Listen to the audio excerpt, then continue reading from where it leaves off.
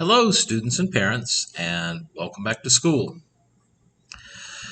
Theater 1, 2, 3, and 4 are taught together.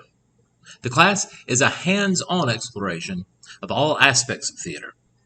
While there will be some more academic content, such as theater history, such content will be provided as context for creating and producing original plays. The direction of the course will partly be influenced by the interest of the students in the class, but some general areas that we may study this year include theater history. Students will learn about periods and genres of theater as context for the plays that they'll be creating. Playwriting. Students will gain a first-hand understanding of the creative process involved in writing original theater works. Character development.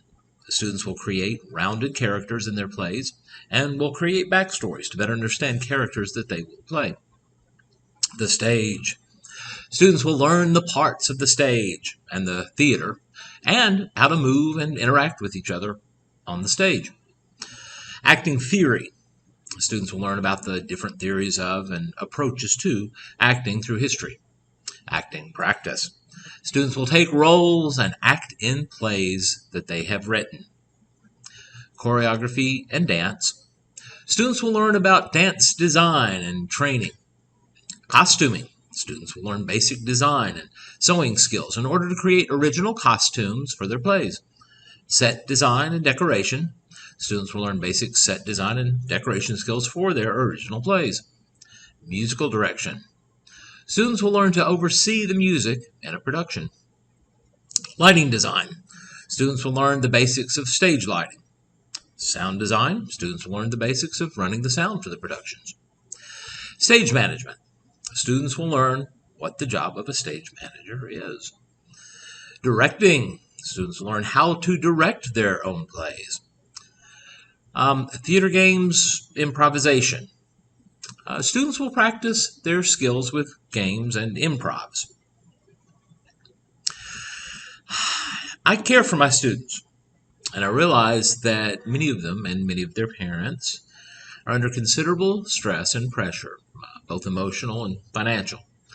I'll attempt to be sensitive to individual needs, and I will make myself available for private tutoring or assistance during IT or as the schedule permits, even outside school hours if needed. I'm also happy to put students in contact with other professionals if they need additional assistance. At the same time, I do hold my students to high standards, and I expect them to take responsibility for their decisions and their actions. While I will be sympathetic to individual situations, I do believe that requiring students to learn to motivate themselves, to be responsible for themselves, and to advocate for themselves will help them once they graduate high school. It has become very clear during the pandemic that in-person instruction is irreplaceable, especially in theater, if I may say so. And I expect students to be in class every day and on time.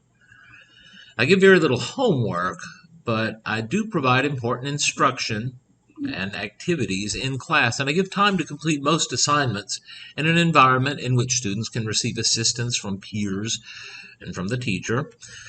I will be providing my lesson plans for the coming week every Friday, and I will provide instructions, texts, and any other necessary materials daily by email and on the Google Classroom.